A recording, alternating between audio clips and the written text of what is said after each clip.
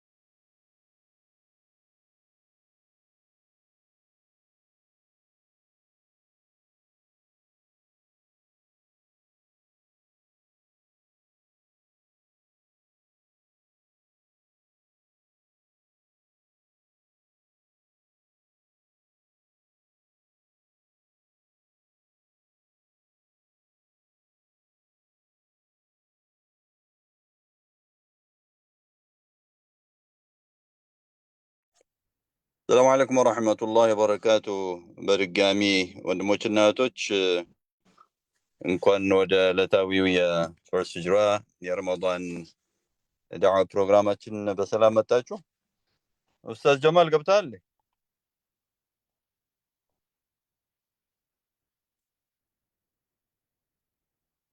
استاذ جمال ገብተሃል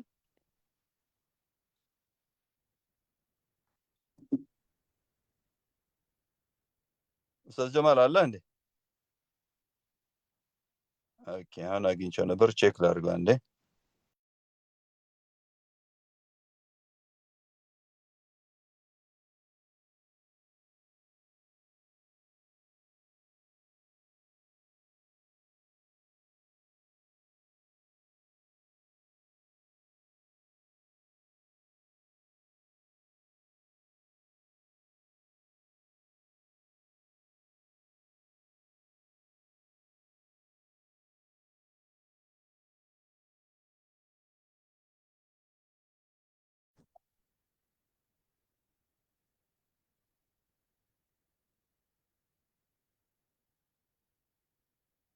السلام عليكم ورحمة الله وبركاته. وعليكم السلام ورحمة الله وبركاته أستاذ جمال ገብተሃል ገብቻለሁ اوكي ما شاء الله جزاك الله خير خير بسم الله الرحمن الرحيم ቪዲዮ መክፈት አለብኝ እንደተመቸህ ያው ኔትወርክ ስለማያስቸግር ብትከፍተውም ችግር የለውም ኢትዮጵያ ግን ያው ኔትወርክ ስለሚያስቸግር ያን ብዙ ጊዜ ኦፍ ያደርጉታል አንተ ግን እንደተመቸህ ያው በከፍተውም አይሰራም ለምንድነው ኦኬ ሜቢ ኮምፒውተር ላይ የሆነ የካሜራውን ተነክተው ይሆናል በኮምፒውተር ነው የገባው በስልክ ኖ በስልኬ ነውና ያየነ ነው ሰው አራ ይታያል እኔ ያየው ስላልሆነ ነው ኦኬ ሼር ያርክ ስለሆነ مرحبا ማይታይ ለምንድነው እኛ ማን አንተ ማታየን ኦኬ እንደሱ መሆን የለበትም እኔ ማወቅ አለብኝ ምን እየታየ እስኪ ቆይ አንድ ጊዜ ስክሪኑን ሼር ያርኩትን ላጥፋው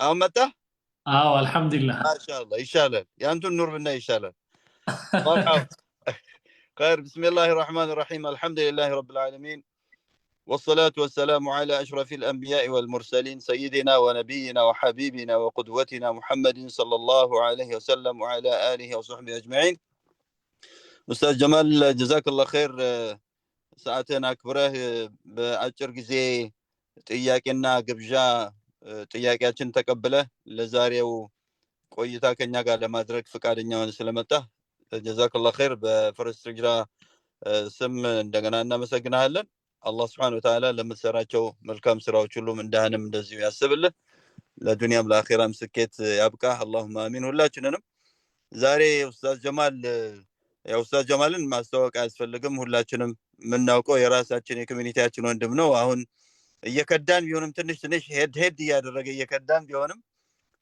አልহামዱሊላህ ሁሉም ቦታ የኛው ነው የኡማውን ኺድማ እያደረገ ብዙ ትግል እያደረገ ያለው ወንድም ነው ሁላችንም እናውቀዋለን ብዙ ጊዜ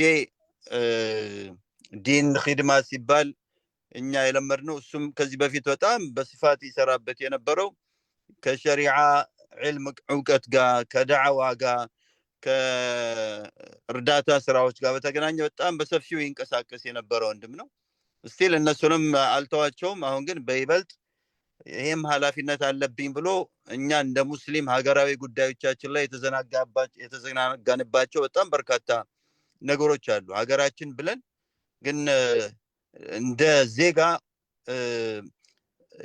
በቂ የሆነ ስሜት ተሰምቶን ኃላፊነት ተሰምቶን የምንሰራቸው ነገሮች በጣም አናሳ ናቸው ሁሉንም የሚያካትት ሙስሊሙን ብቻ ትኩረት ያደረገ ብዙ ስራዎች ይሰራሉ ሌላውን ማህበረሰብ የሚደርሱ መስራት የምንችላቸው ነገሮች ግን እየሰራን አይደለም ያንን ክፍተት በጥልቁ እየሸፈነ ያለ ኡስታዛችን ነው በዕልሙም ደረጃ ማሻአላህ ብዙ ሄዶ ብዙ አገልግሎት እየሰጠ ነው አሁንም ቢሆን በአገር አቀፍ ደረጃ ደግሞ ሌላውንም የሚያገለግል አይደለም ሀገራችንን ለሌላውም ራሱ አርአያ የሚሆኑ ስራዎችን እየሰራ ብዙ ተጽዕኖ እያደረገ ያለ ወንድማችን ነው ኡስታዛችን ነው አላህ ይቀበለው ኢንሻአላህ ዛሬ ከኛ ጋር ቆይታ ያደርጋል የዛሬው ቆይታ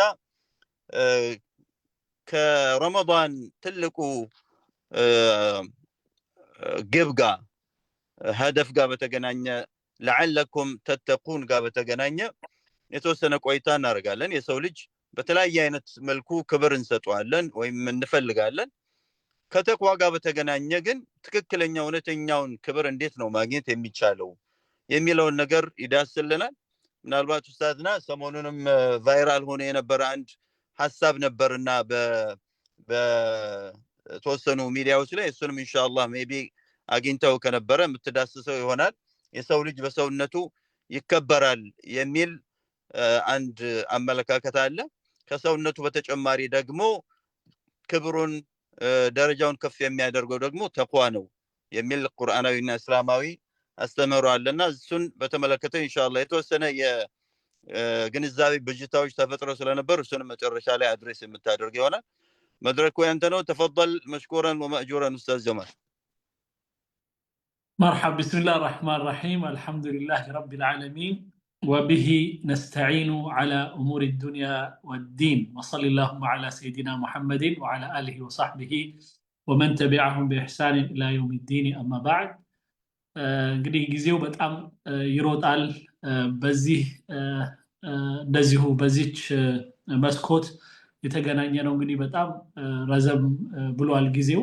ግን አላህ Subhanahu Wa Ta'ala ድጋሚ ደግሞ ስላገናኘን አላህን እያመሰገንኩት ይህንን ፕሮግራም ከበፊት ጀምሮ እስካሁን ድረስ ሳይቋረጥ በደንብ ይዛችሁ እያስጓዛችሁ ወይም እያስኬዳችሁ ያላችሁ ወንድሞችና እህቶቼን ከፍትህ ሂጅራ ከአጠቃላይ ይህንን ፕሮግራም ከሚመሩት ወንድሞች እህቶች ጋር በተያያዘ በጣም አላህ Subhanahu Wa Ta'ala ጀዛችሁ እንዲከፍላችሁ እንደዚሁም ደግሞ የተሻለ ደግሞ የበለጠ መስራት እንድትችሉ አላህ አቅሙ እንዲሰጣችሁ አላህን እየለመንኩት ወንድሜ መሐመድ በድሩ ያው በጣም ብዙ ነገር ቆልሎብኛል ከአቅሜ በላይ ግን ሞካሪ ነኝ። ሁሉንም ነገር በተወሰነ ደረጃ የተወሰነ ለመሞከር ያደረኩት ነገር ነው። ኢንሻአላህ ከተሳካ ደስ ይለኛል። ወደ ርዕሴ ስገባ አልተቋረጥኩም አይደል? ስልክ ሲገባ እንትን ይላል መሰለኝ። ይሰማል። ኦኬ። የዛሬው ርዕስ እንደተባለው ከተቅዋ ጋራ በተለይ ረመዳንን በተቅዋ ጋራ በተያያዘ እንዴት ነው የምናየው የሚል ነው አጠቃላይና ክብሩ ራሱ የረመዳን ክብሩ ራሱ ከተቅዋ ጋር የተያያዘ ነውና እንዴት ነው እሱን የምናየው የሚል ሐሳብ ነው። አላህ Subhanahu Wa Ta'ala ይህንን የረመዳንን ጉዳይ ሲያነሳ ያነሳበት አንቀጾች አሉ። ብዙ ጊዜ ሰዎች ትኩረት ሊሰጡበት የሚገባው ማንኛውንም የእስልምና ጉዳይ እስልምና ነው ብለን ካሰብን እና ያ ነገር ላይ ትኩረት ልንሰጥ በምንፈልግበት ጊዜ የመጀመሪያ ጥያቄ የምንጠይቀው ጥያቄ ቁርአን ውስጥ ተነስቷል ወይ የሚል ነው። ምክንያቱም አንድ ሙስሊም የመጀመሪያ ሪፈረንሱ የመጀመሪያ ትልቁ ዋናው መግባቢያው ከአላህ ጋር Subhanahu Wa Ta'ala መነጋገሪያው ቁርአን ስለሆነ ማለት ነው። ከዛ በኋላ ነው ያንን ቁርአን ይዞ እንደገና ነብዩ ሰለላሁ ዐለይሂ ወሰለም ደግሞ ስለዛ ጉዳይ ምን ብለዋል ብሎ ደግሞ ኦተንቲክ የሆነ ወይም የተረጋገጠ የሆነ ሐዲስ ይፈልጋል ማለት ነው። ስለዚህ በዚህ መልኩ ነገሮችን ስናበጥራቸው ከጾም ጋር በተያያዘ የምንጠይቀው የመጀመሪያው ጥያቄ አላህ ምን አለ ነው። በተለይም ከረመዳንን ስሙን አንስቶ ያለበት ቦታ ካለ እሰየው፣ ወይም በተለያየ መልኩ እሱን የሚመለከት ነገርም ያነሳበት ሁኔታ ካለ እንደዛው የታለ ብለን የመጀመሪያ ጥያቄያችን ማነጣጠር ያለበት ቁርአን ላይ ነው። ስለዚህ ቁርአን ውስጥ አላህ ረመዳን የሚለውን ቃል ያነሳው አንድ ቦታ ብቻ ነው። ሙሉን ቁርአን ከ604 ፔጅ ውስጥ ብንፈልግ ረመዳን የሚለውን ቃል ያነሳው አላህ አንድ ቦታ ብቻ ነው። እሱም ሱረቱል በቀራ ውስጥ ያ አዩሃ الذين آمنوا كتب عليكم الصيام كما كتب على الذين من قبلكم لعلكم تتقون የሚለው ነው። ዛሬ የምናነሳበት ጉዳይ እሱን ካነሳ በኋላ ከዛ አያመን ማዕዱዳት የመሳሰሉት ካለ በኋላ ምን ይላል? ሻህሩ ረመዳን ይላል። የረመዳን ወር ሻህሩ ረመዳን الذي انزل فيه القرآن ያ ቁርአን የወረደበት የሆነው ወር ብሎ ያነሳዋል። በጣም የሚገርመው ወንድሜ ቅድም መሐመድ በድር እንዳነሳው ሰውን ብቻ ሳይሆን ወር ራሱ በራሱ ክብር አለው ወይ? ቀናት በራሳቸው ክብር አለው ወይ ስንል በራሳቸው ምንም ላይሆኑ ይችላሉ። ነገር ግን ውስጣቸው በያዙትና ውስጣቸው ባለው ነገሮች ግን ክብራቸውን ይጎናጸፋሉ። እንደውም አንዳንዴ ረመዳን የሚለው ቃል ወሩ ራሱ ረመዳን የሚለው ቃል የመጣው ረመጥ ከሚለው ቃል ነው። ረመጥ በአማርኛው ረመጥ ማለት አመድ በጣም ተቃጥሎ ገና እሳቱ ሳይበርድ ያለበት የሆነው አይነት ማለት ነው። ወይም አሸዋ በጣም ተቃጥሎ በፀሐይ በጣም ተመቶ የሚያቃጥል ደረጃ ሲደርስ ረመጥ ይባላል። እና ረመዳን የሚለውን ስም ያወጡት ቁረይሾቹ ናቸው። እስልምናው አይደለም ያወጣው፣ ነቢዩም አይደሉም ሰለላሁ ዐለይሂ ወሰለም፣ ሰሃባዎችም አይደለም ስሙን ያወጡት።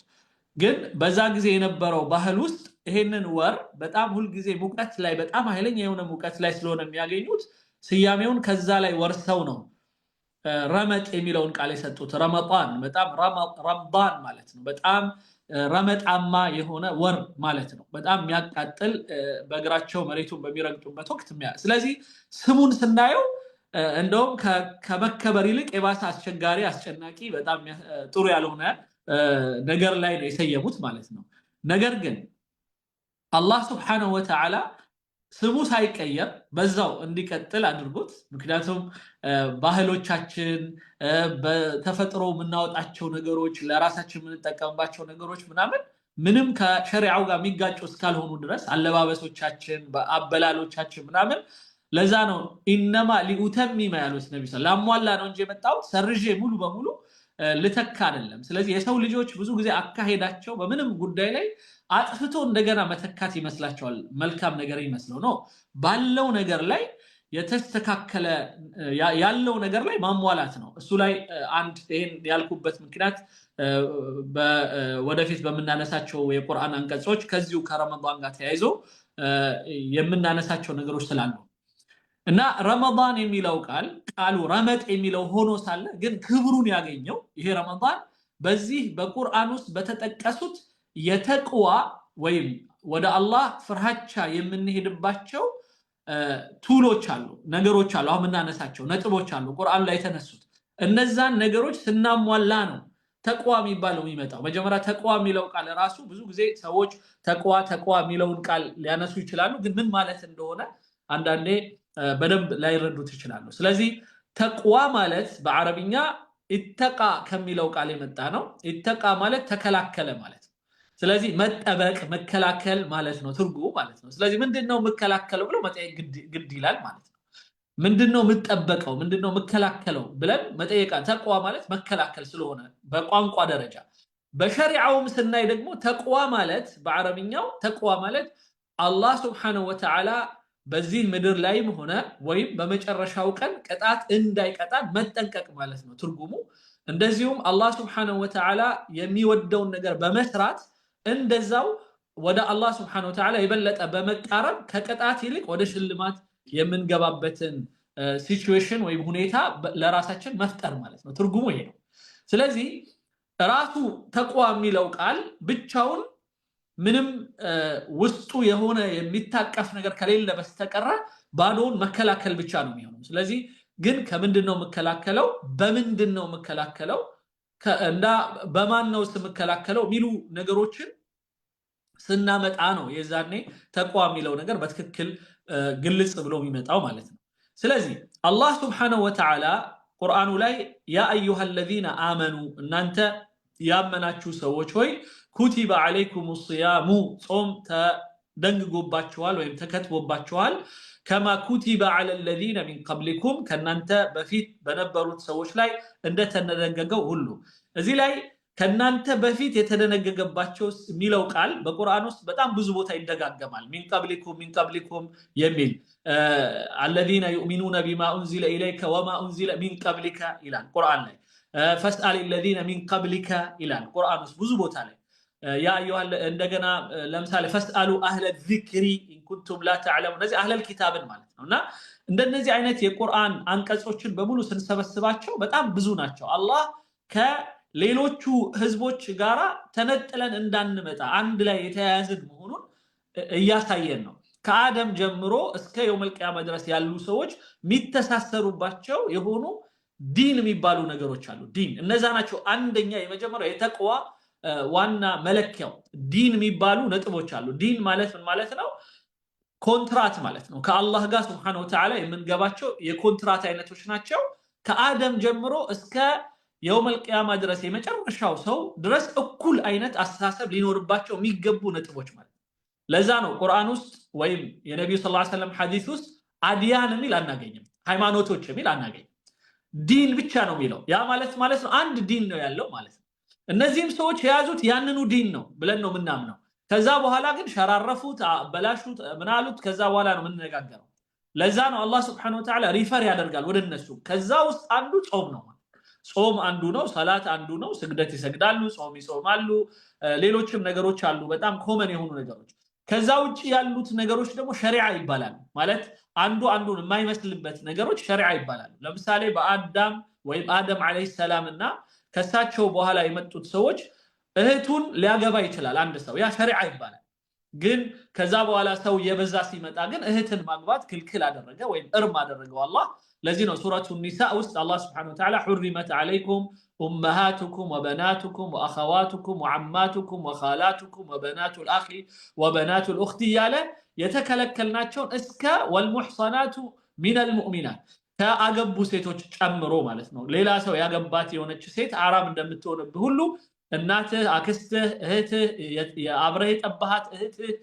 የመሳሰሉትን እያለ አላህ ሌላው ቀርቶ ደግሞ እህትም በቀጥታ ቤተሰብ ባትሆንም ደግሞ የሚስትን እህት ጨምሮ አንድ ላይ አብረህ ከእህት ጋር ማግባት አትችልም ከሚለው ጋር እንደዚሁም ሌላ ሰው ኦሬዲ ያገባትና የተያዘች ሴትም እንደዛው አንተ ላይ حرام ናት ከሚለው ጀምሮ 13 አካባቢ የሚደርሱ ሴቶችን ለይቶ ከዛ حرام አደረገብን ማለት ነው ከዛ ውጪ ያሉትን ደግሞ እንድናገባ ፈቀደልን ስለዚህ ይሄ ሸሪዓ ይባላል በየጊዜው የሚለዋወጥ በሙሳ ጊዜ ያልነበረ በኢሳ ጊዜ ይኖራል በኢሳ ጊዜ ያልነበረ በእኛ ጊዜ ይፈቀዳል ወይም ደግሞ በእነሱ ጊዜ ደግሞ ያልተፈቀደ በእኛ ጊዜ ይፈቀዳል ወይም በእኛ ጊዜ የተፈቀደ በእነሱ ጊዜ ያልተፈቀዱ ነገሮችም ይኖራል እነዛ ሸሪዓ ነው የሚባሉት لكل جعلنا منهم شرعة ومنهاجا ይላል አላህ ለሁሉም የየራሳቸውን አካሄድን ሰተናቸው ያ ሸሪዓ ነው ሸሪዓ ይለዋል መንገድ ነው አካሄድ ነው ከህዝብ ብዛት አንፃር ከምናምን የሚቀያየሩ ነገሮች ናቸው ግን የማይለወጡ የሆኑ ነገሮች ዲን ተብለው የሚታሰቡ ነገሮች ግን አሉ ከዛ ውስጥ አንዱ ጾም የሚባለው አይነቱ ሊለያይ ይችላል ስግደት አለ አይነቱ ሊለያይ ይችላል ሌላም ነገር ግን ቋሚ የሆኑ የዲን ሂደቶች አሉ ሌላው እምነት ናቸው አርካነል ኢማንን አይነት በመላእክት ማመን በመሳሰሉት በኪታቦች ማመን በፊት በነበሩት ከሱ በፊት ኪታብ ካለ ማመን በሱ ላይ ግዴታ ይሆናልና ማለት ነው ስለዚህ ይህ የመጀመሪያው ዲን ሆኖ ከሌሎች ኡመት ጋራ ህዝብ ጋር የሚያስተሳስር የሆነ መጾም አንዱ ተቅዋን የሚያመጣው ጉዳይ ነው ይለናል ስለዚህ ተቅዋ የሚለው ነገር ምን ማለት ነው እውነተኛ የሆነ አላህ ጋር ከጀሃነምም ሆነ ከሱ ቅጣት እዚህ ዱንያም ላይ ወይ አኺራም ላይ ህይወታችን ሚዘረብል ከመሆንም ለመጠበቅ የሚያስችለን የሆነው አንዱና ትልቁ ነገር አንደኛው ጾም ነው ያለን ነው አላህ Subhanahu Wa Ta'ala ስለዚህ ግን ጥያቄው መሆን ያለበት አሁን ደግሞ ጾም ምን አይነት ነው ጾም እኛ ምን ጾመው የባህላዊ ጾም ነው ወይስ ትክክለኛው እስልምናው የሚፈልገው ጾም ነው እሱንም እዚህ ጋር ያው ቼክ ማድረግ አለብን በኋላ ላይ ምናልባት እመጣበታለሁኝ ጊዜ ከበቃኝ ስለዚህ ሁሌ መጠየቅ አለብን እውነተኛ ጾም እየጾምን ነው ወይ አላህ የሚፈልገው አይነት ጾም ወይስ ባህላዊ ጾም ነው ምን ጾመው ማታ እንበላለን በጣም ከልክ በላይ ሱሁር በጣም ከልክ በላይ እንበላለን ቀን እንተኛለን የመሳሰሉት ከዛ በኋላ ምንም የጾም ፊሊንግ አይኖረንም ምንም ማለት የመራብ አይነት ስሜት የለም ያ አይነት ጾም ነው ወይስ ምን አይነት ጾም ነው የሚለው ማሰብ መቻል አለብን አንድ እሱ ነው ሁለተኛው አላህ Subhanahu Wa Ta'ala ከዚህ ከጾም ጋራ ሲያነሳ ያነሳው ነጥብ እንዲሁ የሚታለፍ አይደለም ቀደም ያልኳት ነገር አለች ለምሳሌ والذين من قبلكم የምትለው አያት ወይም كما كتب على الذين من قبلكم ከናንተ በፊት ያሉ ሰዎች ላይ እንደተጻፈው ሲል ትስስሩን አላህ ይፈልገዋል ማለት ነው ብዙ ጊዜ ከወንድሞች እና እህቶች ክርስቲያን ወገኖቻችን ጋር ያለን ሁሉ ጊዜ ግንኙነት ከዜሮ መጀመር ነው ይሄ በጣም ልክ ያልሆነ ነው አላህም ያላደረገው ነው ከነሱ ጋር አጀማመራችን ከመሟላት ጋር እንዲሆን ነው የሚፈልገው አላህ ለምሳሌ አንድን ክርስቲያን ወገኔ ወይም ወገኒትን በማናገርበት ወቅት እኛም ጋር ጾም አለ እኮ እናንተም ጋር ስግደት አለ እኮ እናንተም ጋር ኢሳ ወይም እኔም ጋር ኢሳ ላለው መርየም ላለው እኮ ማርያምን ወዳታለሁ ማርያም እኮ ቁርአን ውስጥ ተጠቅሳለች እንደዚህ ያልኩኝ እያወራኋቸው ብጀምር የተሻለ እንትን አለው የተሻለ ነገር ለዛ ነው ነጃሺ ለምሳሌ ይሄንን ተረድቷል በቃ እዚህ ውስጥ ከናንተ የተለየ ነገር አላየሁም ለምን ሱረቱ መርየምን መርጦ ነው ጃዕፈር ኢብኑ አቢ ጣሊብ የቀራለት እና መርየም ሱረቱ መርየምን መርጦ መቅራቱ ደግሞ በጣም ትልቅ የሆነ ተውፊቅ ነበር ለጃዕፈር ረዲየላሁ ዐንሁ ስለ መርየም ምን እናስባለን ስለ ኢሳ አለይሂ ሰላም ምን እናስባለን ስለ ሙሳ ምን እናስባለን ስለ ኢብራሂም ምን እናስባለን ስለ ዩሱፍ ወይም ዮሴፍ እነሱ ስለሚሉት ስለ ዩኑስ ዮናስ ምን እናስባለን ይሄንን ተመሳሳይ የሆኑ ነገሮች ላይ ቢውልድ አድርገህ ለምሳሌ አንዳንዴ በግል በመንወያይበት ወቅት ወይ በግል በመንገናኝበት ወቅት ከሰዎች ጋራ ሁላችሁም ኖቲስ ካደረጋችሁ የሆነን ሰው ስሙን ጠርታችሁ ስትጀምሩ በጣም ይገርም ነው ስሜን ታውቀዋል አዎ ከዚህ በፊት እኮ ተገናኝተናል እንደዚህ ታስተውሳለህ ብለህ ስትጀምርና ምንም እንደማያውቀው ሰው መተ ስትቆም ሁለቱ በጣም ይለያያል ስለዚህ እኛና ሌሎቹ የመጽሐፍ ባለቤቶች ጋር በተያያዘ አላህ Subhanahu Wa Ta'ala ተቅዋ የሚለውን ነገር እንድናስብ ይፈልጋል ማለት ነው ያለ እንትን አይነሳም ቁርአን ውስጥ ምንም ነገር አይነሳም እኛ ኖቲስ አርገን በደንብ እንድንመራመርበትና ወደ ህይወታችን እንድናመጣው ካልሆነ በስተቀር ስለዚህ አላህ Subhanahu Wa Ta'ala ቁርአን ውስጥ ሚን ቀብሊኩም እና እንደዚሁም ደግሞ ሚን ቀብሊኩም እና አህለል ኪታብ አህለል ዚክር ያለ አላህ Subhanahu Wa Ta'ala የሚያነሳቸውን ቁጥሮች ብናይ በጣም ብዙ ናቸው ሚን ቀብሊኩም የምትለዋን ብቻ ከ16 በላይ ጠቅሷታል አላህ Subhanahu Wa Ta'ala ሚን ቀብሊኩም የሚለውን ሰርች ብታደርጉ ታገኙታላችሁ አህለል ዚክር አህለል ኪታብ ያለ ደግሞ አላህ Subhanahu Wa Ta'ala በተለያየ ቦታ ላይ ይጠራቸዋል ስለዚህ ይሄ የሚያሳየን ምንድነው ትስስሩን ይፈልገዋል ያ ማለት እኛ የኛን ሐሳብ እንድንሰጣቸው የነሱም መልካም ነገሮች ከቁርአን ጋር ሚስማሙ ነገሮችን አብረን እንድናወራ ይፈልጋል አላህ ለዛ ነው ለምሳሌ ሱረት ዩኑስ ላይ አላህ Subhanahu Wa Ta'ala ወኢን ኩንተ ፊ ሸኪን ይላቸዋል ነብዩን ሰለላሁ ዐለይሂ ወሰለም እኛ ምን ነግርህ ስለ ኖህ ስለ ሙሳ ስለ ምናምን ምን ነግርህ ነገር ውስጥ ጥርጣሬ ካለብህ ፈስአል الذين من قبلك ይላል ካንተ በፊት የነበሩትን ጠይቃቸው ይላል በጣም ይገርም ነው ሌላ አንድ እንደዚሁ ከዚህ ጋር አያይዤ የምነግራችሁ ከነብዩ ሰለላሁ ዐለይሂ ወሰለም እዛ ዋሻ ውስጥ ቁርአን አላህ ሲያመጣላቸው ጅብሪል ዐለይሂ ሰላም እራ ምናምን ሲላቸው ታሪኩን ታውቁታላችሁ ብዙ አልሄድበትም ደንግጠው ነበር እና ጂን ነው የመታኝ ወይም ሰይጣን ነው የመታኝ ብለው ፈርተው ነበር በተለምዶ በዛው አካባቢ እንደሚባለው ማለት ነውና ኸዲጃ ረዲየላሁ ዐንሃ የሳቸው ባለቤት በጣም ብልጥ ነበረችና አንተ በጣም በጎ ሰው ነህ ማለት ለሰዎች ጥሩ ነህ ዘመድ ትወዳለህ ከጎረቤት ጋር መጥፎ ችግር የለብህ ምናምን ጥሩ ነገር ከጠቀሰች በኋላ አንተን ክፉ ሊነካ አይችልም ስለዚህ ብላ በቀጥታ ይዛቸው የት ነው ሄደችው ሲባል ወረቃ ኢብኑ ነውፈል የሚባል ቄስ ጋር ነው ወሰደቻቸው ስለዚህ ነብዩ ሰለላሁ ዐለይሂ ወሰለም የመጀመሪያው ሰው ያጠናከራቸው አይዞ አንተ ያለህበት መስመር የነብያቶች መስመር ነው ትክክለኛ መንገድ ነው ያስከው ብሎ ያጠናከራቸው ቄስ ነው ማለትም የበኒ እስራኤል ወይም የምንድነው የአህለል ኪታብ የክርስትና ወይ አይሁድ በትክክል አላውቀውም የወረቃ ኢብኑ ነውፈል ብቻ ከነበሩት መጽሐፎች የኦሪትን ወንጌልን ምናምን ያነበበ አንድ አህለል ኪታብ ሰው ነው ማለት ነው ስለዚህ ይህ ሰው ነብዩን ሰለላሁ ዐለይሂ ወሰለም እኔ አንተ በመጡ ነብያቶች በመጡበት አይነት ነውና የመጣው ሰዎች ገና ይጠሉሃል በጣም ይቃወሙሃል ያኔ ወጣት ሆኜ ከጎንህ ብቆም ደስ ይለኝ ነበር ግን እኔ ሽማግሌ ነኝ ልሞት እችላለሁ እና ቻለው ይላቸዋል ነብዩ ሰለላሁ ዐለይሂ ወሰለም ቻለው ጠንክር በርታ ብዙ ሰዎች ይጋፈጡሃል በጣም ይጣሉሃል ብሎ መከራቸው ይላል ግን ያው እሱም አልደረሰም ሞተ ይሄንን ምንድነው የሚያሳየን ይሄ እንደዚህ አይነት ቂሳዎች እንደነዚህ አይነት ታሪኮች የሚያሳዩን ተሳስረን ከነሱም ጋር ቢሆን ካላቸው መልካም ነገሮች እንደገና እኛም ያለንን መልካም ነገሮች ለዚህ ነው በሸሪዓ እኛ ኩሊየት ሸሪዓ ስንማር አንድ ማስተዋወሰው ነገር አለ ከውይይቶች ውስጥ አንዱ እነሱ ጋር ያሉ የሸሪዓ አይነቶች እኛ ላይ ዋጅብ ናቸው አይደለም የሚል ትምህርት አለ እዛ ላይ አብዛኛው ዑለማዎች ሻፊዒን ጨምሮ የሚሉት በእኛ ላይ ግዴታ ናቸው እነዛ ቁርአኑ ጋር የሚስማሙ እስከሆነ ድረስ ቁርአኑ ውስጥ ከጠቀሳቸው ድረስ ሌላዎቹ ደግሞ ቁርአን ውስጥ ባይጠቅሳቸው ነገር ግን ቁርአኑ ላይ حرام ካላረጋቸው እኛ ልንሰራባቸው ይገባል እስከሚል ሄደዋል ዑለማዎቹ ማለት ነው ስለዚህ ይሄን ትስስር አንዱ የተቅዋ ሂደት ነው። ለምን ቢባል እነሱም ወደ እስልምና እንዲመጡ እኛ መስራት መቻል ስላለብን ማለት ነው። እኛ እስልምናችንን ለነሱ ማስተዋወቅ ስላለብን ማለት ነው። ይሄ አንዱ ነው። ዝም ብለን መስመር አስመረን እነሱን ገፍትረን ወይም ደግሞ ሌላ ምንም ከሰው አካል እንዳልሆኑ አድርገን ልክ ቅድም ያነሳው ወንድሜ መሐመድ በድር ሰውን በክብሩ ለምሳሌ አላህ ለምንድነው ወለቀድ ከረምና የሚለው የመጣው የሆነ የምንገናኝበት ነገር ስላለ ነው። ሁለታችንም ቆመን ነው የምንሄደው፣ እንደሌላው አንንፏቀቅም። ለዛ ነው አላህ አፈመን የምሺ ሙኪበን ዐላ ወጅሂ ይላል። ሁሉም እንስሳቶች ፊታቸው ተደፍቶ ነው የሚሄዱት። ቀና ብሎ የሚሄድ ከእንስሳ ወይም ምድር ላይ ካሉ ነገሮች ውስጥ ሰው ነው። ይሄንን እንደ አንድ ቫልዩ ይጠቅሰዋል። ለምሳሌ አይን አለን። አላህ Subhanahu Wa Ta'ala وجعل لكم السمع والابصار والافئده الى ልቦና ሰጥቶታል አላህ የማስተንተን ይሄ አንድ ቫልዩ ነው። ስለዚህ በዚህ ነው የሚከበረው ሰው። ይሄ የሚያገናኙንን ነገሮች ጠቅሰን ክብር አላቸው እነዚህ ነገሮች።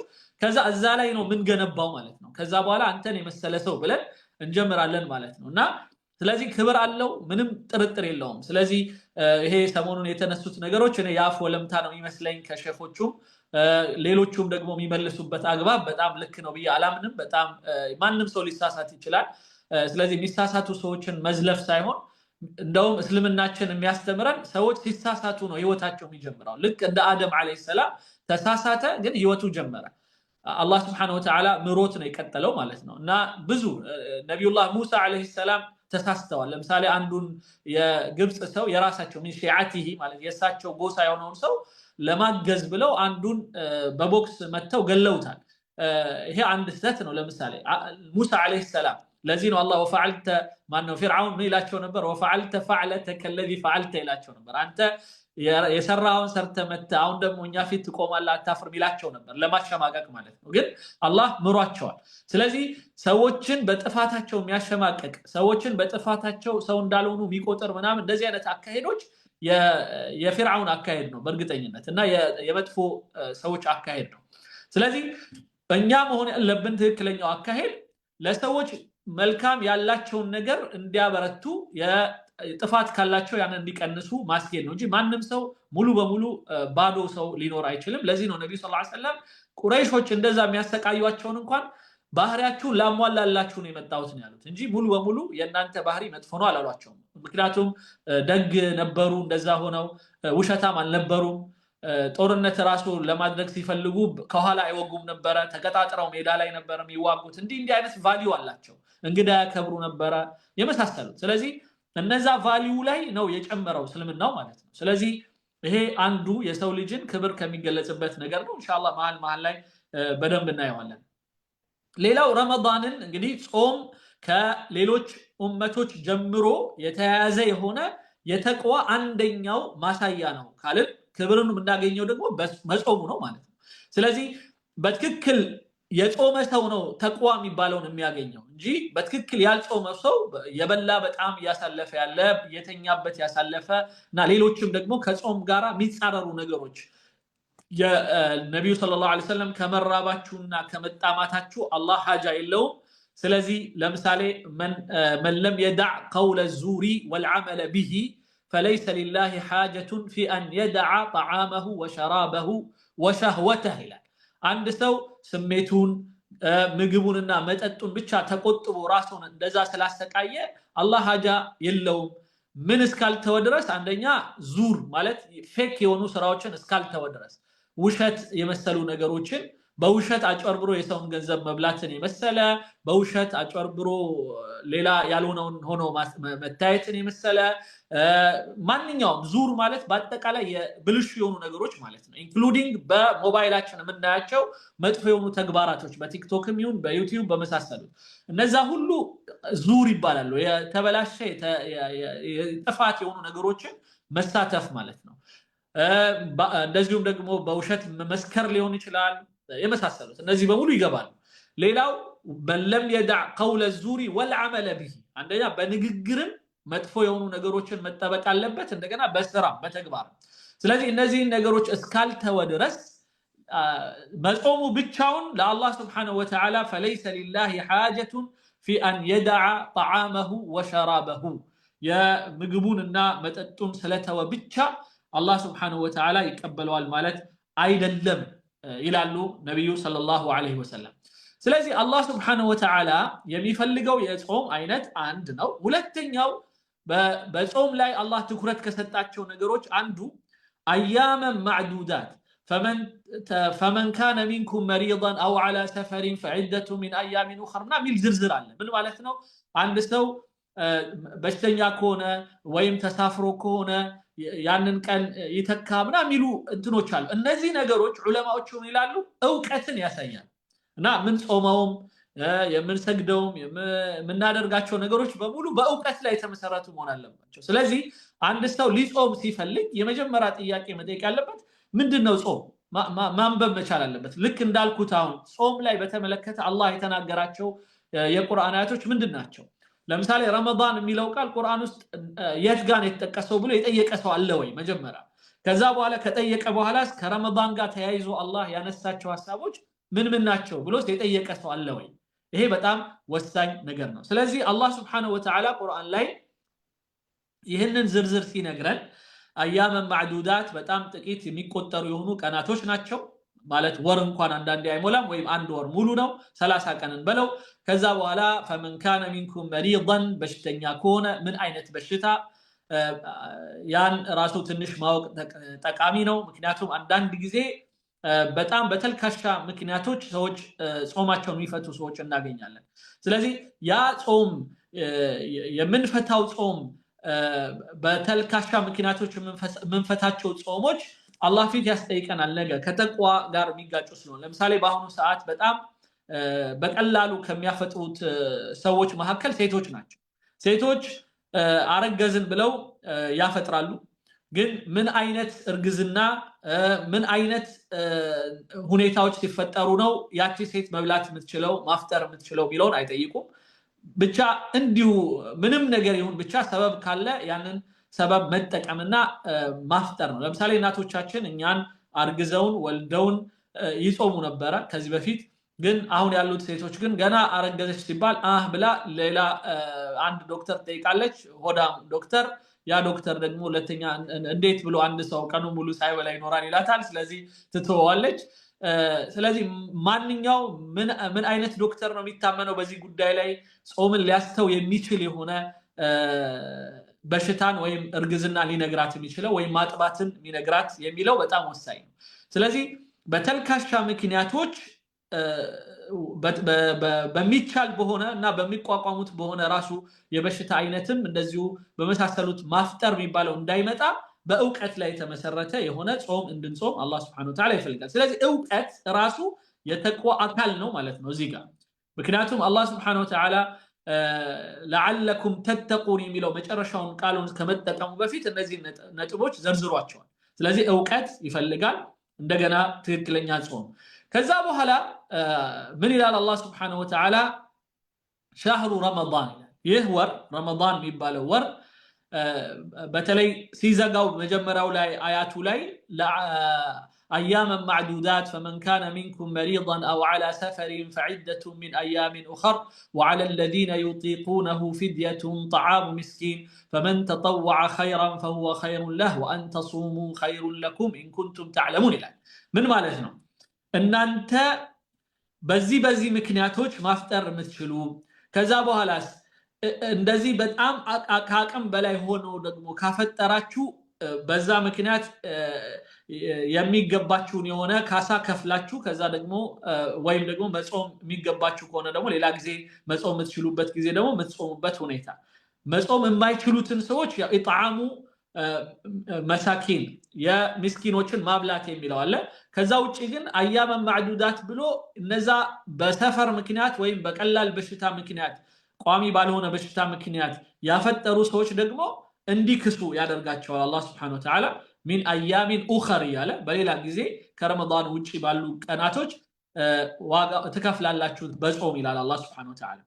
ከዛ በኋላ ግን ምንድነው የሚለው ወአን ተሱሙ ኸይሩን ለኩም ይላል። ትንሽ ጨከን ብትሉ ግን ማለት እንደዚህ አይነት ችግሮች ሁሉ ኖሮባችሁ ሰፈር ሊሆን ይችላል በሽታ ሊሆን ይችላል ሌላም ግን ይሄ ሁሉ ያለም ወአን ተሱሙ ኸይሩን ለኩም እንደዚህም ሆኖ ግን ትንሽ ራሳችሁ ምትችሉ ከሆነ ጨከን ብላችሁ ካቅማችሁ በላይ ካልሆነ በስተቀር ብትጾሙ ይሻላችኋል የሚል የቁርአን አንቀጽ አለ እዛው ላይ ማለት ለዓለኩም ተተቁን ከዛ በኋላ ይሄ አሁንም አላህ ጋር Subhanahu Wa Ta'ala ያለውን ቅጣት እንድትጠበቁ ዘንዳ ማለት ነው አሁንም ስለዚህ ተተቁን ተተቅዋ ማለት ነው መጠበቅ ማለት ነው አንድ ከዛ ሁለተኛው ትኩረት የሰጠባቸው ነገሮች ከዚህ ከተቅዋ ጋር በተያያዙ شهر رمضان الذي انزل فيه القرآن ቁርአንን ከቁርአን ጋር ያለንን ግንኙነት ምን ፈትሽበት ጊዜ ስለዚህ ከቁርአን ጋር ባለን ግንኙነት ልክ ነው የኛ ተቅዋ የሚለካው አንደኛ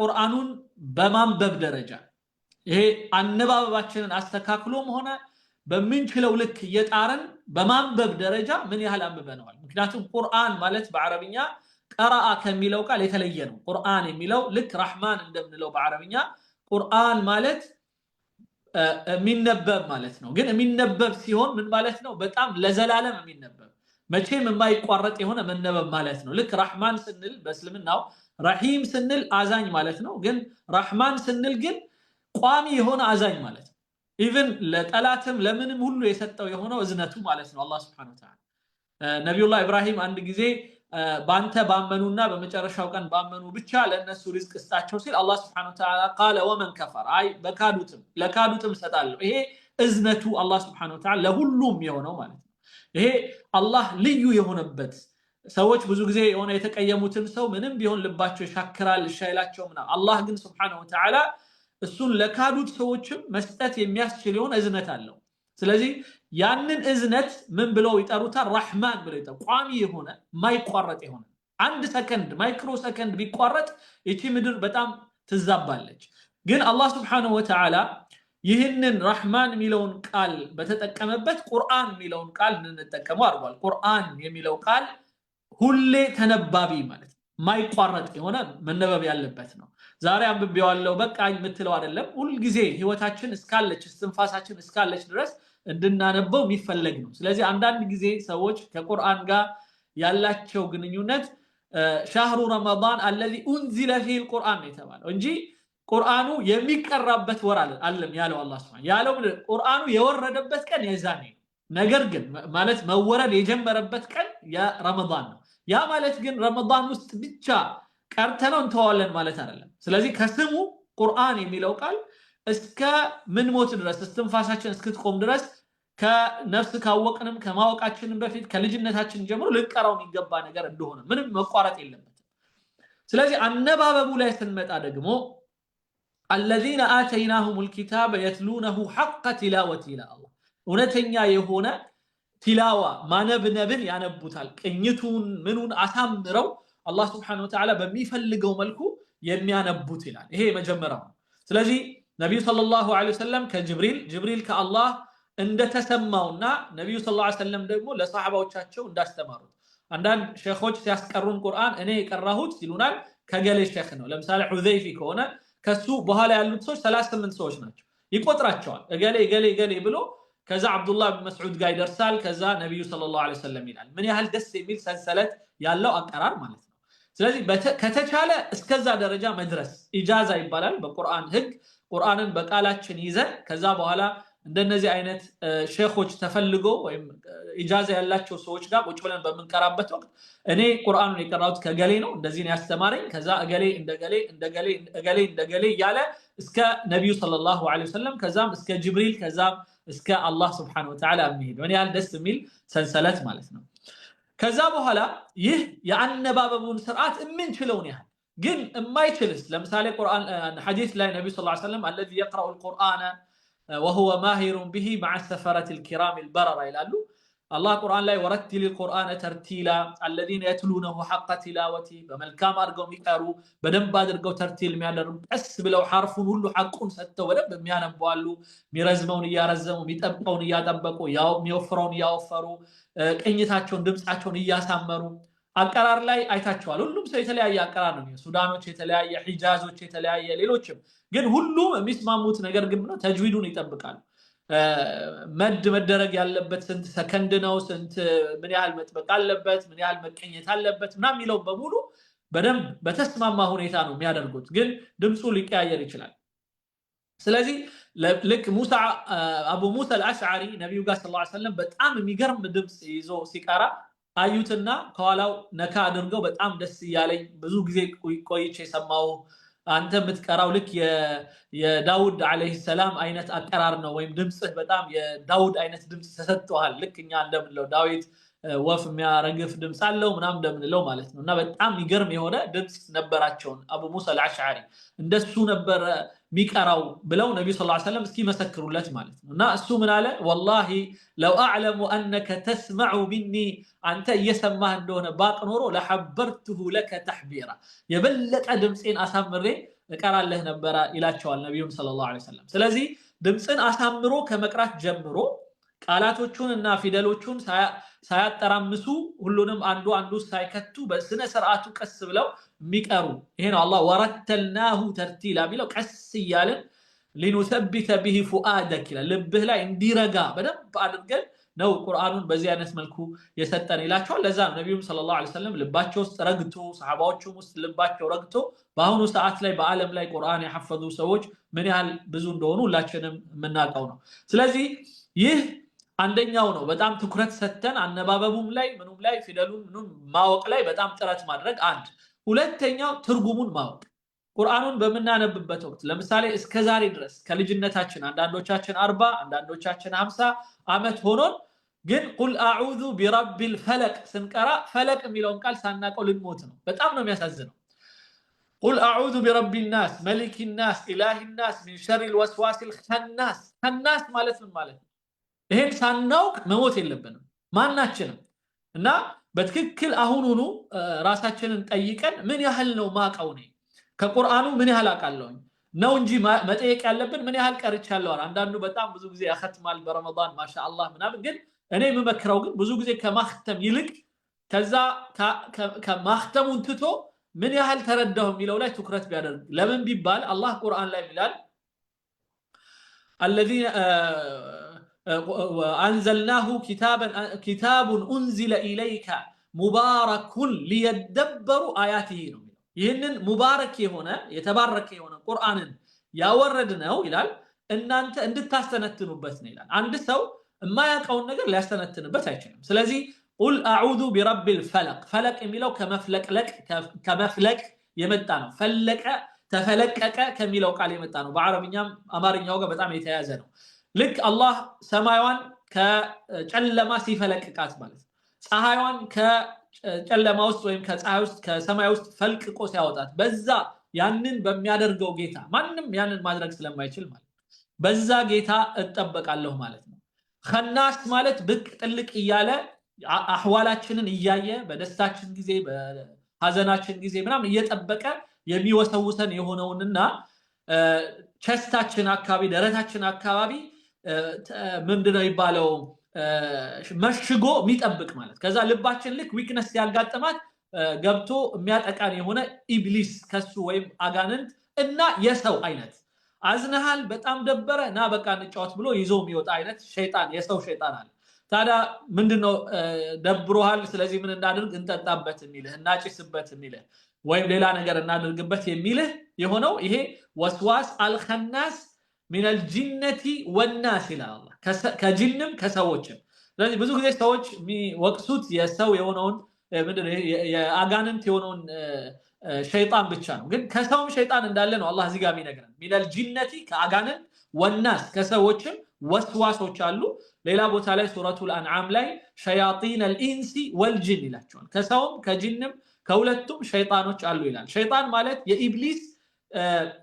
የኢብሊስን ስራ ተቀብሎ የሚያራምድ ማለት ነው ዋናው ኢብሊስ የሚባለው አለ ትልቁ ከአላህ ጋር የተጣላው ከዛ ግን ኢብሊስ በሱ ስራ ውስጥ ያስገባቸውና ልክ እሱን የሚከተሉ ለሱ የሚያሸረግዱ የሆኑ ሰዎችና ጂኖች ሲከተሉ እነሱ ሸይጣን ይባላል ስለዚህ ይሄን በጣም ለይተን ማወቅ አለብን እና አላህ Subhanahu Wa Ta'ala ከሁሉም ይጠብቀንና ከጂኑም ከኢንሱም ከሆነው ሸይጣን አላህ ይጠብቀንና ቁርአንን በመያዝ ቁርአንን በመማር ቁርአንን በማወቅ እና ቁርአኑን በደንብ በማስተንተን ይሄንን ሸይጣን መጠበቅ የምንችልበትና አንዱ ተቅዋ ማለት ሸይጣንን መጠበቅ ማለት የአላህን Subhanahu Wa Ta'ala ቅጣት መጠበቅ እንደምንለው ሁሉ ማለት ነው።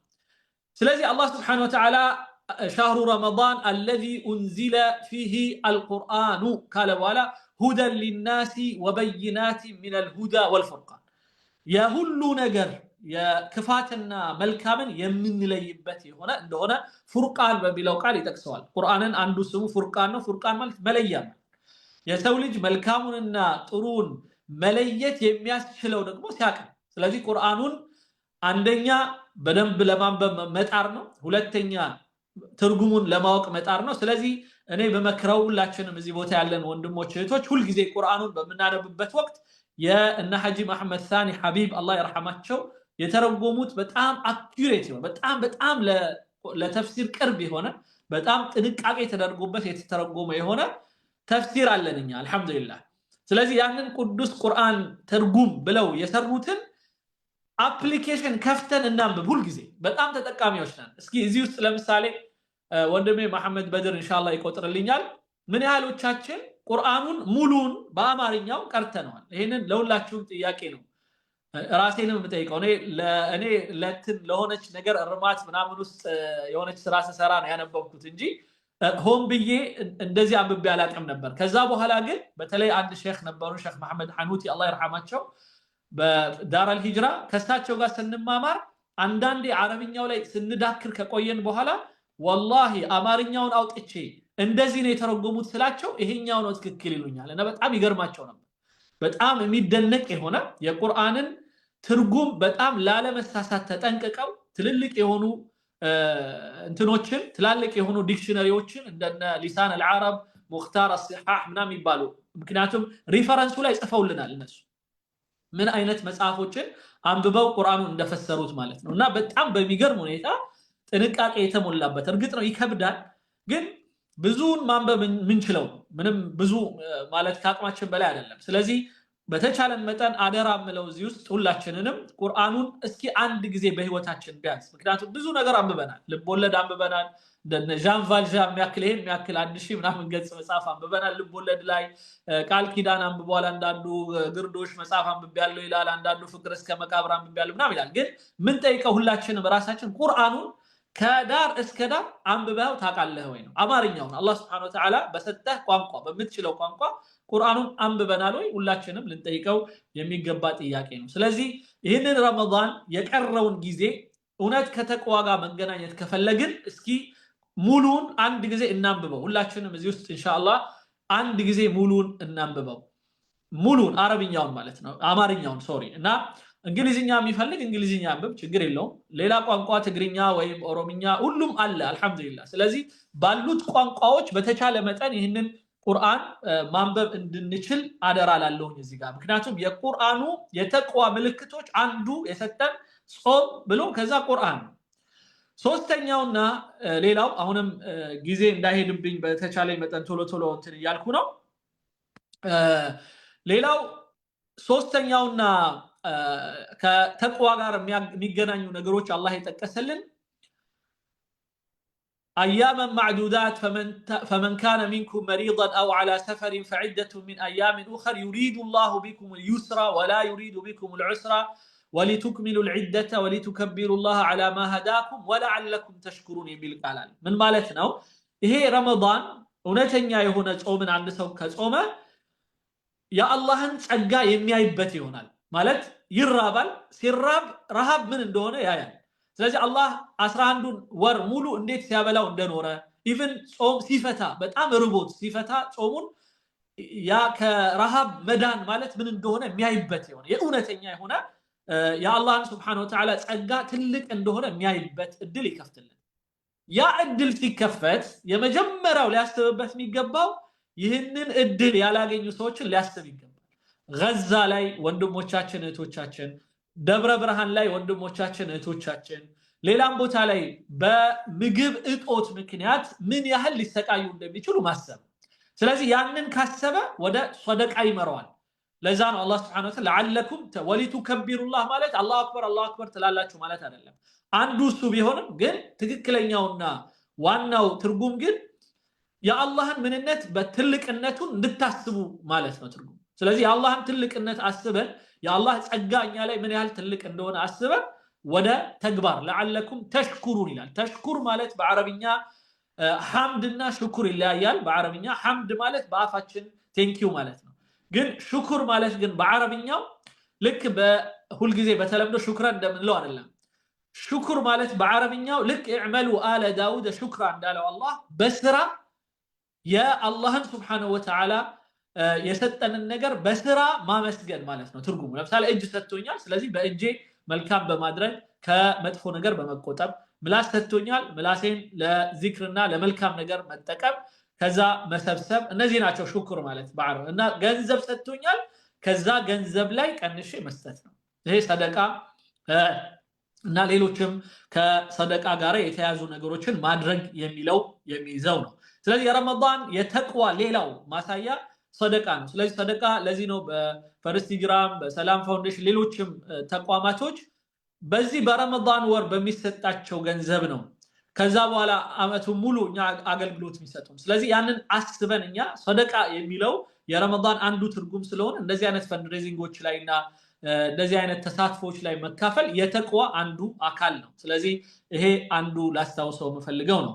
የመጨረሻው ሌላው ከመጨረሻ አንድ ቀደም ብሎ ምን ይላል አላህ Subhanahu Wa Ta'ala وإذا سألك عبادي عني فإني قريب أجيب دعوة الداع إذا دعان ቁርአኑ ላይ ከረመዳን ጋርና ከጾም ጋር ተያይዞ የወረዱት አንቀጾች እነዚህ ናቸው። ለዛ ነው ማመጣባችሁና በተቅዋ ጀምሮ በተቅዋ ሚዘጋ ነው የቁርአኑ አንቀጽ ራሱ። ለምሳሌ መጀመሪያ ላይ ለዓለኩም ተተቁን አለ። ከዛ እያለ ሄዶ ወደ አንድ ፔጅ ከጨረሰ በኋላ እንደገና የሚቀጥለው ፔጅ ላይ ገልጸን أحل لكم ليلة الصيام الرفث إلى نسائكم نعم بلو سلا اعتكافم تقصو مجرشا لي للناس لعلهم يتقون بلو يزقوان لسوج لالله بالله قداي لي ፍራቻቸው ወይም ደግሞ ተቋቸው ወይም መጠበቃቸው እንዲጨምር ብሎ አላህ Subhanahu Wa Ta'ala ይዘጋዋል ማለት።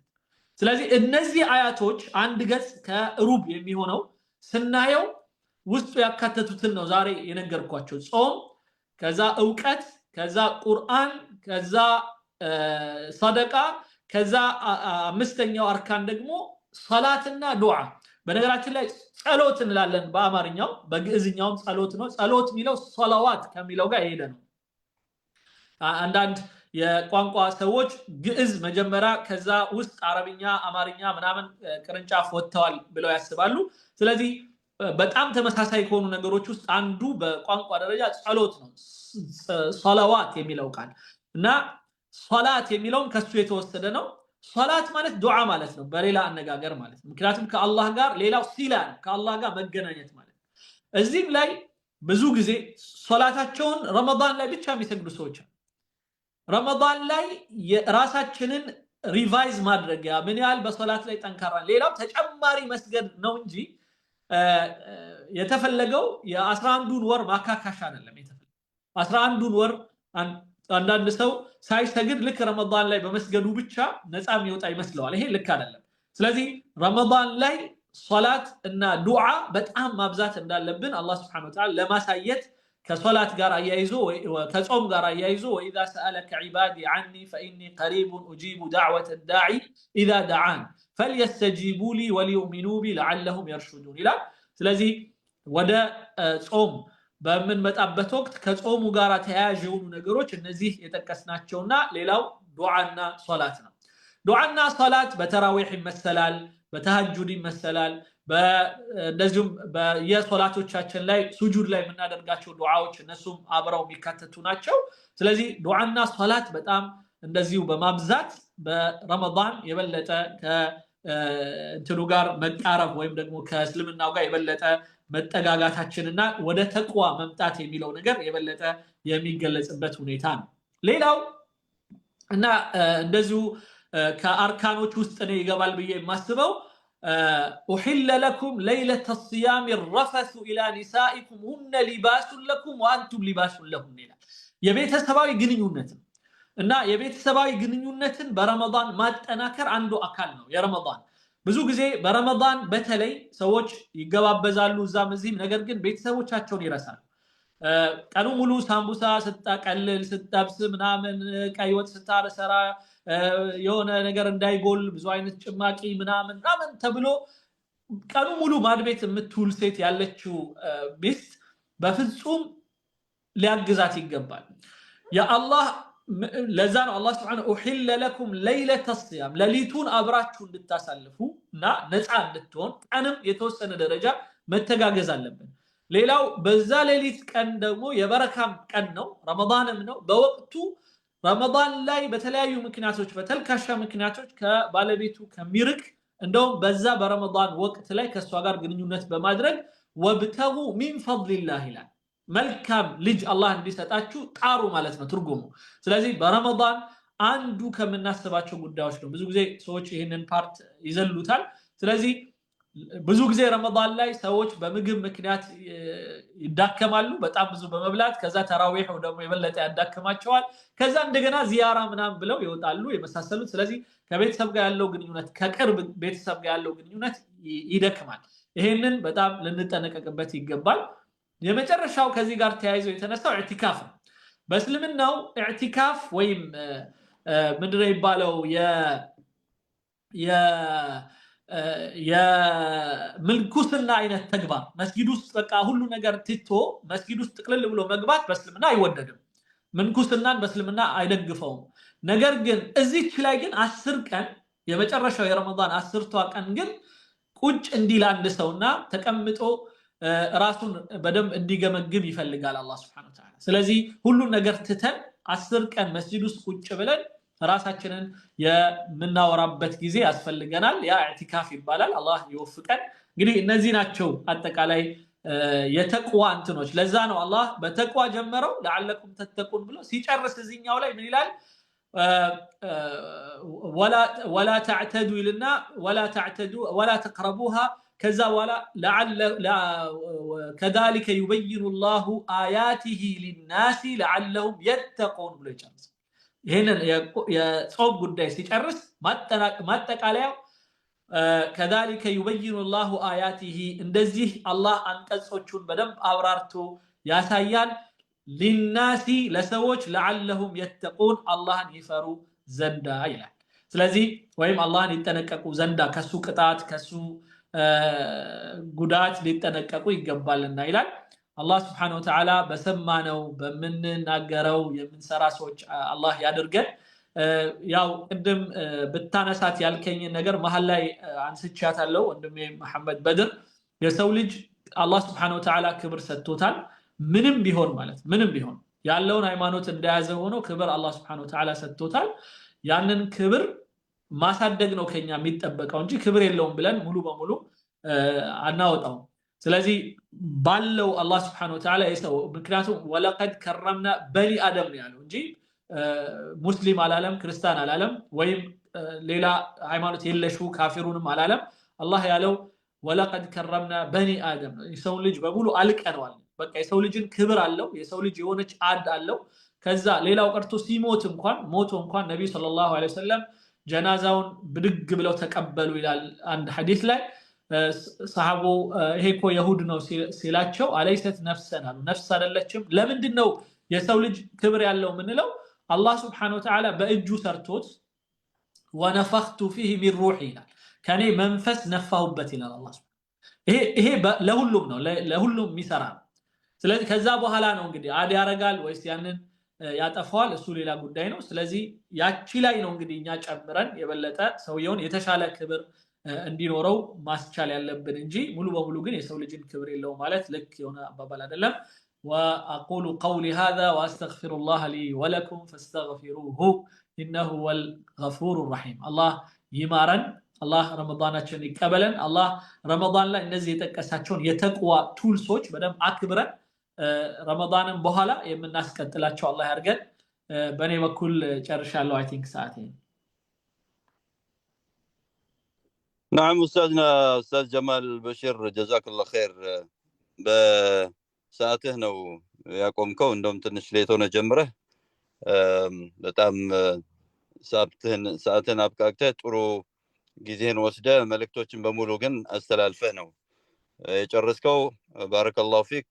ወንድሞችና እህቶች በዛሬው ርዕሰ ጉዳይ ላይ መከበር በተቅዋ ከሚለው ርዕስ ጋር በተገናኘ ኡስታዝ ጀማል በተለይ የረመዳን ግዴታ የተደረገበትን አያዎች አያይዞ እያነሳ ከእያንዳንዱ አያ ውስጥ ያሉ አንኳር መልእክቶችን አውጥቶ እነዚህ ነገሮች እንዴት ለተቅዋ እንደሚያግዙ ተቅዋ በቃል በስም ብቻ ሳይሆን እነዚህ ተጨባጭ የሆኑ ተግባሮች ሲታዩበት ነው አላህ በሚፈልገው ቦታ ላይ እና እሴት ላይ የሚገኘው የተቅዋ ምንነት። እኛም አላህ Subhanahu Wa Ta'ala እንዲያከብረንና በተቅዋ መከበርን እንድንጎናጸፍ የምንችልበት ዋናው መሰረቱ እነዚህ የተጠቀሱ ነገሮች አሉ። ለምሳሌ ከሌሎች ጋር ያለንን ግንኙነት መፈተሽ ከማ ኩቲበ ዐለ الذين من قبلكم ብሎ ያስቀመጠው በራሳችን ብቻ ሳይሆን ከዚህ በፊት የነበሩ ህዝቦችን በሙሉ እንድናስታውስ ወደኋላ መለስ ብለን እንድናያቸው የሚያገናኙን በርካታ ነገሮች እንዳሉ ይሄ የተቅዋ አንድ መገለጫ እንደሆነ፣ ጾም የሚያበላሹ የማያበላሹ የሚፈቀዱ የማይፈቀዱ ነገሮች አሉ። እነዚህ ነገሮች ለይተን ደግሞ መገንዘብ እንዳለብን መጠቆሙ የእውቀትን አስፈላጊ እንደሆነ የእውቀት ምንነትን አስፈላጊ እንደሆነ የሚጠቁም ነው። በእውቀት እንደሆነ መስራት ያለብን። ሌላው ደግሞ ትልቁ የረመዳንን ወር ግዴታ እንድንጾም ያሳለበት ወይም የደነገገበት ዋናው ምክንያት ከቁርአን ጋር የተገናኘ መልእክት ስላለው ነውና ቁርአንን እኛ በምንይዘው አሁን ባለን ግንኙነት መልኩ አይደለም አላህ ያከበረው። ረመዳንንም ያከበረው በቁርአን ነው። እኛንም ደግሞ ቁርአን ከፍ እንዲያደርገን ቁርአኑን ከመቅራት ባለፈ አነባበቡን አስተካክሎ በማንበብ ትርጉሙንና መልእክቱን ደግሞ በመረዳት ስንቀራውም ደግሞ አህካሞቹን ጠብቆ እንደሌላ መጽሐፍ አይደለም ቁርአን። ሐታ ኪታብ እንኳን እንደ ቁርአን አይቀራም። ኪታብ ላይ ተጅዊድ ጠብቁ፣ መዱን ሸዱን ጉናውን የሚባል ነገር የለም ኪታብ ሲቀራ። ቁርአን ግን ሲቀራ የራሱ የሆነ ክብር አለው፣ ሲልሲላ አለው። ቁርአን ከአላህ ጀምሮ በጅብሪል አማካይነት ወደ ነብዩ ሰለላሁ ዐለይሂ ወሰለም ከዛ ወደ ሰሃቦች በተዋረድ እኛ ጋር የደረሰበት ሲልሲላ አለ። ያንን ራሱ አውቀን መቅራታችን የተቅዋ መገለጫ እንደሆነ፣ ትርጉሙን መረዳታችን የተቅዋ መገለጫ እንደሆነ እነዚህን ሁሉ አያይዘው አንስቶልናል ኡስታዝ ጀማል። አላህ በሰጠን ጸጋ ማመስገን እንዳለብን፣ ዱዓ ስናደርግ የተቅዋ አንዱ መገለጫ እንደሆነ፣ ዱዓውን ደግሞ አላህ የምንሰራቸውን ስራዎች እንዲቀበለን ከስህተቶቻችን ደግሞ አላህ Subhanahu Wa Ta'ala አውፍ እንዲለን ጸጋውን እንዲጨምርልን በዛ አይነት ስሜት ዱዓ እያደረግን ወደ አላህ መቅረብ እንዳለብን፣ ሰላታችንን ስንሰግድ ከቤተሰብ ጋር ባለን ግንኙነት አንዳንድ ጊዜ ረመዳን ሲመጣ እንራራቃለን። ቤተሰብ ልጅና ወላጅ ባልና ሚስት ይራራቃሉ ነው የበለጠ ግንኙነታቸውን የሚያጠናክሩበት አይነተኛ ወቅት እንደሆነ፣ ኢዕቲካፍ የተረሳ ሱና ይሄ ኢዕቲካፍንም እንደዚሁ አንዱ የተቅዋ መገለጫዎች እንደሆኑ ብቻ በዝርዝር አስቀምጦልናል ጀዛሁላሁ ኸይር። ከዛም ጋር በማገናኘት ግን እኛ ትክክለኛ አላህ የሚፈልገውን የተቅዋ ስብዕና ስንላበስ ከፍ እንደሚያደርገን ሁሉ ከሌሎችም ጋር ደግሞ በሰውነታችን ሰው በመሆናችን ደግሞ አላህ Subhanahu Wa Ta'ala አክብሮናል፣ ከፍ አድርጎናል። ግን የሰው ልጅ በከፍታው በክብሩ ደግሞ ይለያያል። ከሁሉም በላይ ትልቅ ክብር ያለው የተቅዋ ባህሪ የተላበሰ የተቅዋን ስብዕና የተጎናጸፈ ኢነ አክረመኩም ዒንደላሂ አትቃኩም እንዳለው بصيغه الافعال يعني بافعال التفضيل علماء النحويين እንደሚሉት ወይም ደግሞ የሲጋ የሰርፎች ናቸው የበላጋ ኦር ነህዊይን እንደሚሉት ኡስታዝ ጀማል። በዛ አይነት መልኩ ሰዎች በደረጃ ይበላለጣሉ። ተቅዋቸው ከፍ ያሉ ሰዎች ወደ አላህ የበለጠ የተከበሩና የበለጠ የቀረቡ ናቸው፣ የበለጠ የተወደዱ ናቸው። ተቅዋቸው አነስተኛ የሆኑት ደግሞ እንደ ተቅዋቸው ደረጃ ማለት ነው። ግን ሰዎች በተቅዋ ከፍ ያለ የተሻለ ቦታ ላይ እንደሚገኙ የገለጸበት ነው። ሰዎች ሁሉ ስንባል ግን ሙስሊምም ይሁን ጂውም ይሁን ክርስቲያንም ይሁን ኤቲስትም ይሁን ሁሉም አላህ የፈጠረው የአላህ ስሪቶች ስለሆንን ይህንን የአላህ ስሪት ሁላችንም ማክበር እንዳለብን ጠቁሞናል። ጀዛሁላሁ ኸይር ኡስታዝ ጀማል ባረከላሁ ፊክ። በደንብ አድርገህ ነው ያቀረብከው። መርሐባ ወንድሞች እህቶች፣ ጥያቄ ሐሳብ ካላችሁ ለኡስታዝ ጀማል መድረኩ የእናንተ ነው።